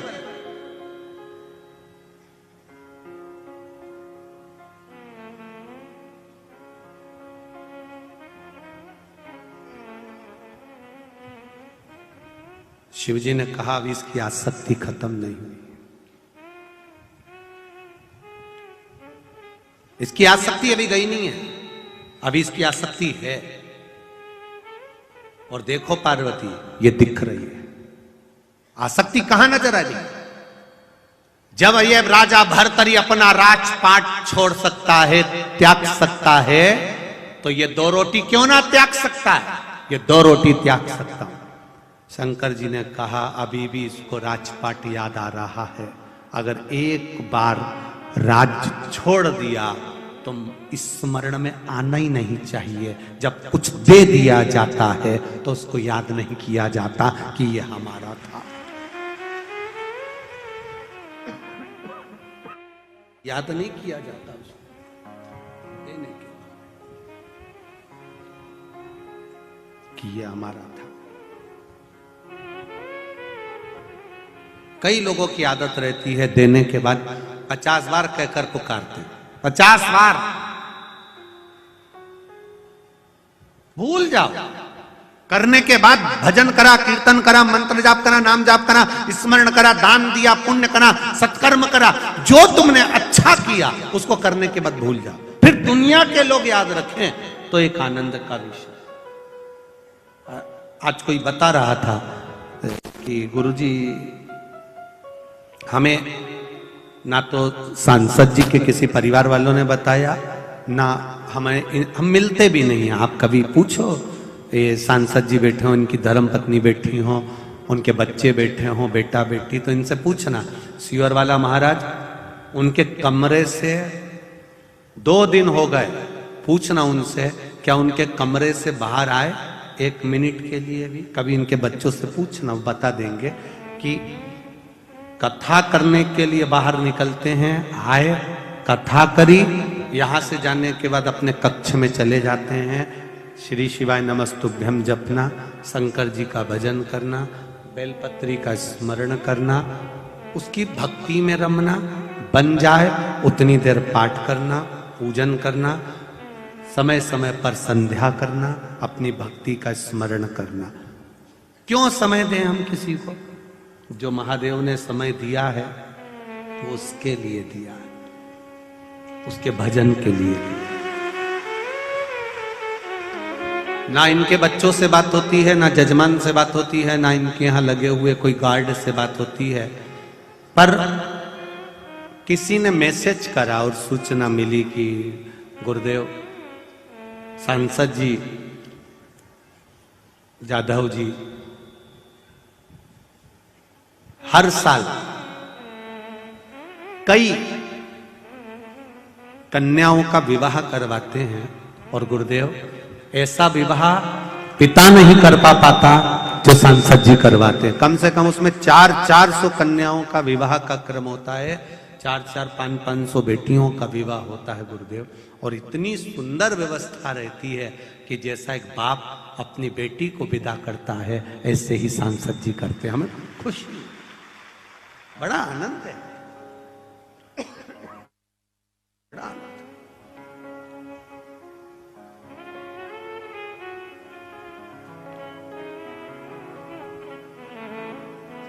और यही एक भक्ति का बल है। राजा भर्तरी, तू कह रहा है कि मैंने राज्य त्याग दिया, दान करो, धर्म करो, पुण्य करो, सत्कर्म करो, कीर्तन करो, मंत्र जाप करो, चाहे शंकर जी के मंदिर में जाकर एक दिया लगाओ, चाहे श्री शिवाय नमस्तुभ्यम बोलो, कितनी बार बोले हो, कितनी माला करी, कितना स्मरण करा, ये कहने की जरूरत नहीं है। क्योंकि अपने पुण्य को थोड़ा छुपा कर चलोगे तो वो बढ़ जाता है, पुण्य को अगर बताकर चलोगे तो वो घट जाता है। पुण्य थोड़ा छुपा कर चलना चाहिए, पुण्य को छुपा कर चलो।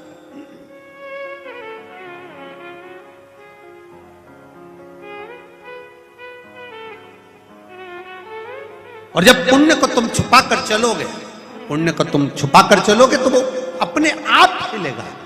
इत्र जो होता है ना, उसकी डब्बी को केवल खोला और खोलते से इसमें सुगंध चालू हो जाती है।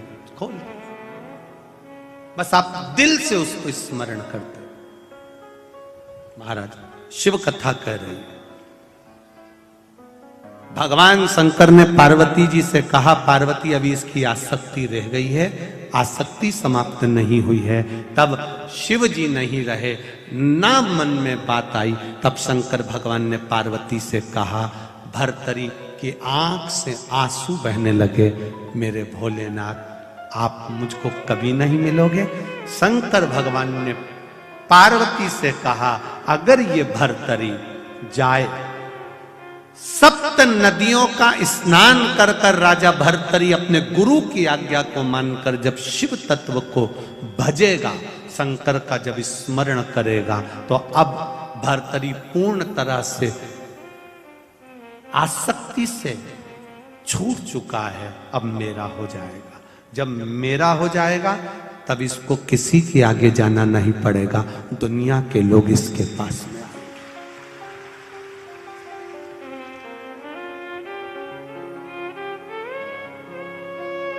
मकर संक्रांति है, कब करे हो? कल खिचड़ी बनाते हो? अरे जम के तो बोलो, सब बनाते हो? कभी मालूम है कि खिचड़ी क्यों बनाई जाती है मकर संक्रांति?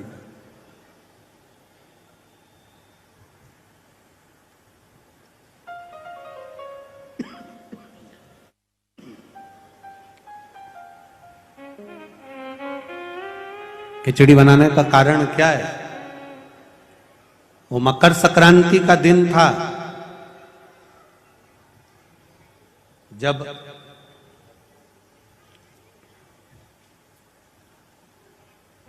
सनातन धर्म पर आंच आकर खड़ी हो गई थी और सनातन धर्म को नीचे गिराने वाले लग गए थे। चारों तरफ आक्रमण कर दिया था। तब सैनिक भी नहीं थे। तब गुरु गोरखनाथ जी ने अपने सारे शिष्यों को कह दिया था कि चिमटा उठाओ और चल पड़ो युद्ध के लिए। तो सारे साधु, संत, सन्यासी, तपस्वी, साधक, उपासक जितने थे वो सब युद्ध करने के लिए आ गए। जब युद्ध में ऐसा युद्ध चालू हुआ, ऐसा युद्ध चालू हुआ, ऐसा युद्ध चालू हुआ कि खिलजी अपनी सेना को लेकर पीछे हटने लगा, फिर आक्रमण कर दिया। गोरखनाथ जी ने देखा कि अब आक्रमण हो गया, अब क्या करें? अब उनकी सेना में सबको खाने के लिए अच्छा मिल रहा था, पीने के लिए अच्छा मिल रहा था। तंदुरुस्त होकर फिर सामने आकर खड़े हो जाते थे। मकर संक्रांति का दिन गुरु गोरखनाथ जी को मालूम पड़ा आज भोजन में तुम्हारे संतों के पास कुछ भी नहीं है, कुछ भी नहीं, और भोजन में कुछ भी नहीं, और ये बाकी की सेना जो सामने वाली है उसके पास में तो इतना बल है, खाते हैं और एनर्जी आ जाती है, बल आ जाता है। गोरखनाथ जी ने कहा चिंता मत करो, उत्तरायण सूर्य है, मकर राशि का प्रवेश है, मैं भी ऐसा अमृत तैयार करता हूं कि मेरी सेना को जब मैं खिलाऊंगा तो विजय कर कर आएगी। और गुरु गोरखनाथ जी ने सबसे पहली खिचड़ी मेरे गुरु गोरखनाथ ने अपने सारे संतों के लिए, भगवंतों के लिए गुरु गोरखनाथ ने तैयार करी और कहा खिला दो खिचड़ी और करो आक्रमण। खिचड़ी खाकर मकर संक्रांति के दिन जब आक्रमण किया गया तो पूरी सेना को तहस नहस कर कर ये सनातन धर्म फिर बच गया। ये सनातन धर्म की रक्षा ये खिचड़ी प्रसाद। आज भी मकर संक्रांति के दिन खिचड़ी का महत्व है महाराज।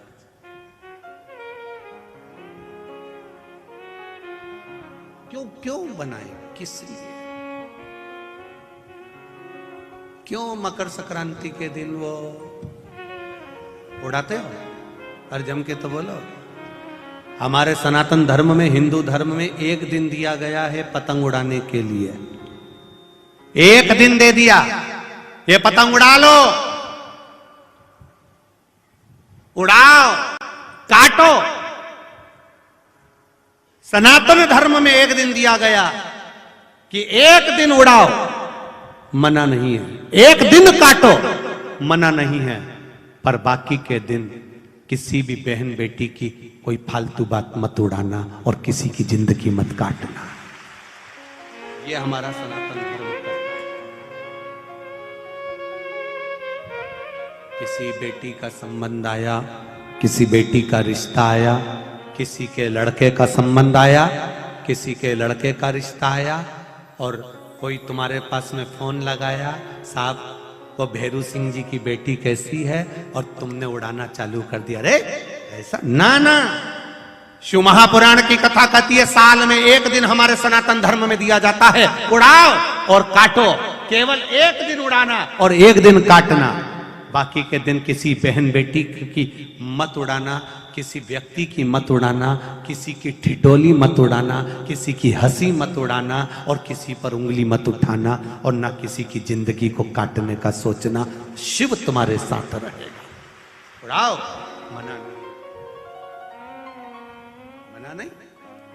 एक दिन दिया गया वो भगवान की भक्ति के लिए। शिव कथा करे, भगवान शंकर का संवाद कर रहा है। ब्रह्मदेव के मन में यह विश्वास जागृत नहीं हो पा रहा था कि भगवान शंकर ही भगवान विष्णु के पिता हैं। जब एक पर्वत का घर्षण किया गया, मंथन किया गया, तब शिवलिंग प्रकट हुआ। शिवलिंग में से ब्रह्मा जी को ज्ञान उपदेश दिया। तब ब्रह्मा जी ने सृष्टि क्रम आगे बढ़ाया और सृष्टि के आगे बढ़ाने में फिर जो आगे वर्णन आया है, दक्ष की धर्म पत्नी है प्रसूति, जिनके घर में माता सती का जन्म होता है। सती के जन्म लेने पर माता सती शिव की भक्ति में डूब जाती हैं, शंकर की स्मरण में डूब जाती हैं, शिव तत्व में डूब जाती हैं। इतना डूबती हैं कि शंकर पति के रूप में मिल जाते हैं।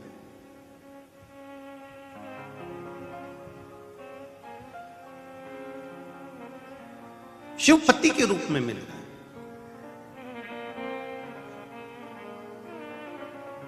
दक्ष प्रजापति ने सती को पाने के लिए कितना तप करा था कि मेरे घर में एक बेटी का जन्म और हो जाए।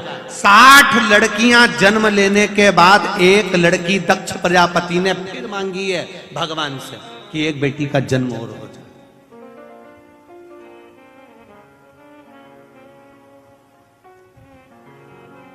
बेटा भाग्य से होता है, बेटी को सौभाग्य से प्राप्त होती है।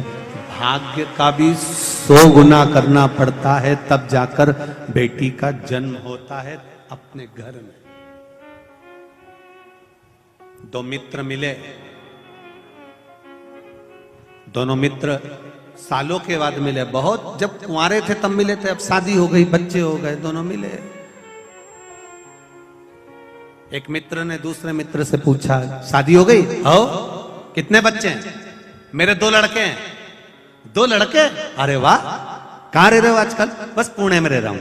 पुणे में कहां रह रहा हूं? मंगलवार पेट में रह। ओहो, बहुत बढ़िया। जाओ बे? हाँ, बहुत बढ़िया।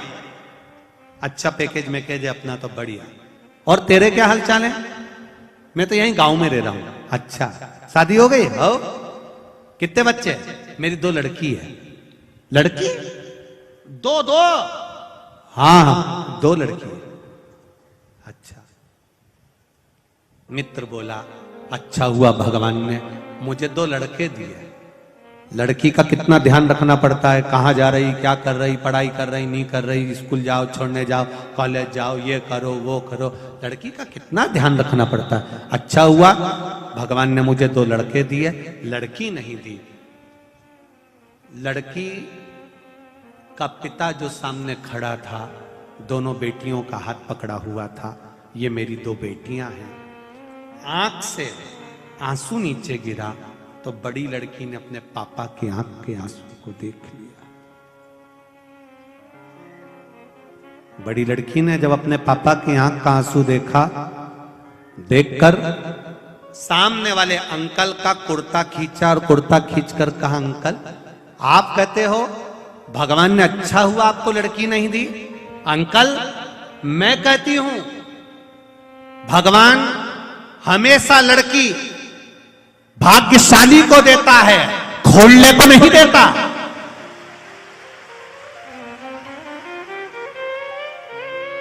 जो कभी अपनी बहन बेटी को एक साड़ी नहीं दे, घर में ननंद आ जाए तो भाभियों का मुंह भगोना हो जाए, ऐसी भाभियों को भगवान लड़की भी नहीं देता। कि जब ये ननंद को एक साड़ी नहीं दे रही है तो अपनी लड़की को क्या खाक देगी? भगवान नहीं देता। भगवान कभी खोलने को बेटी नहीं देता, भगवान भाग्यशाली को बेटियां देता है। भाग्यशाली। ठेला चलाने वाला, सब्जी बेचने वाला, कबाड़ा बेचने वाला, उसके घर में 3-3, 4-4 लड़कियों का जन्म हो जाता है। बोलो सही है कि गलत है? और सेठ से सेठ पैसे वाले के घर में एक लड़की हो जाए तो मुंह उतर जाता है, भेरू का मुंह उतर जाता। और गरीब के घर में 3-3, 4-4 लड़की हो जाती है। आंख में आंसू नहीं आता, आंसू नहीं आता गरीब के। किसान, खेती करने वाला, कबाड़ा बेचने वाला, सब्जी बेचने वाला, दूध का ठेला लगाने वाला, अखबार बेचने वाला, सामान बेचने वाला, कभी नहीं रोता बेटी के जन्म पर। बेटी के जन्म पर हमेशा पैसे वाला ही रोता है, क्या होगा क्या होगा क्या होगा, सोच सोच के मरे जाता है क्या होगा। और उसके घर में 3-3 4-4 लड़कियों ने जन्म ले लिया, नहीं रोता, क्योंकि उसको मालूम है उस महादेव ने दिया है तो संभालेगा भी वही और ब्याह भी वही करेगा, उसको टेंशन नहीं है। रोते हो तुम।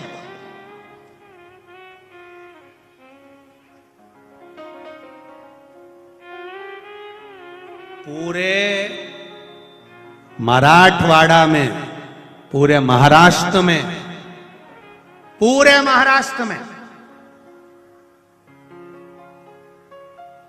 जितनी धन की कमी नहीं है, जितनी संपदा की कमी नहीं है, जितनी वैभव की कमी नहीं है, मराठवाड़ा महाराष्ट्र में सबसे ज्यादा कमी है बेटियों की कमी है।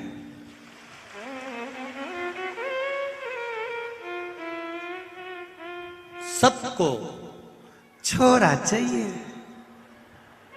छोरा, बस एक